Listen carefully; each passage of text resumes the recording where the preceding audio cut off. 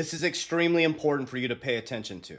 This is called oil supply shock. So I'm going to break down the two big oil supply shocks and the effects on the market and how big the oil supply shock is now that we're experiencing. And I'm going to give you two different scenarios. Then I'm going to share with you how I prepare for these types of things. But you need to understand, Judy Shelton just said it. Study who she is. Wars bring in resets.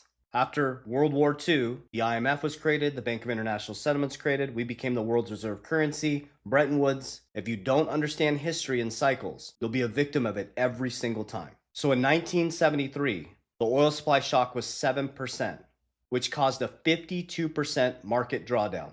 In 1990, there was another 7% oil supply shock, which was a 21% market drawdown.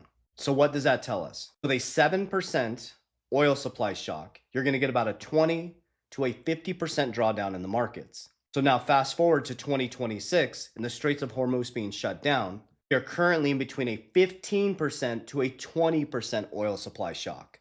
So the question is, will this cause a massive market drawdown? So these are the two scenarios. The Straits of Hormuz stay shut down. We have a massive oil supply shock. Inflation goes through the roof. The markets start to melt down. The middle class gets squeezed, and we see a big market collapse. Or Straits of Hormuz open up, Kevin Warsh comes in, new Fed chair, lowers interest rates dramatically. They print a shitload of money, which will make the markets go up.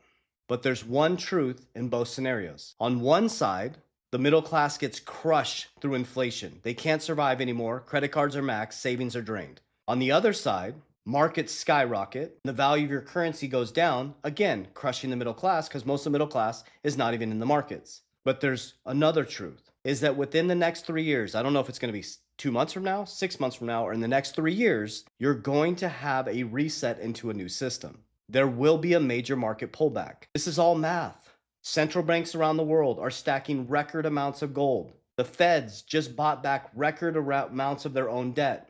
And we're experiencing the largest oil supply shock we've ever experienced. We have an oil supply shock. The Feds are buying back record amounts of debt.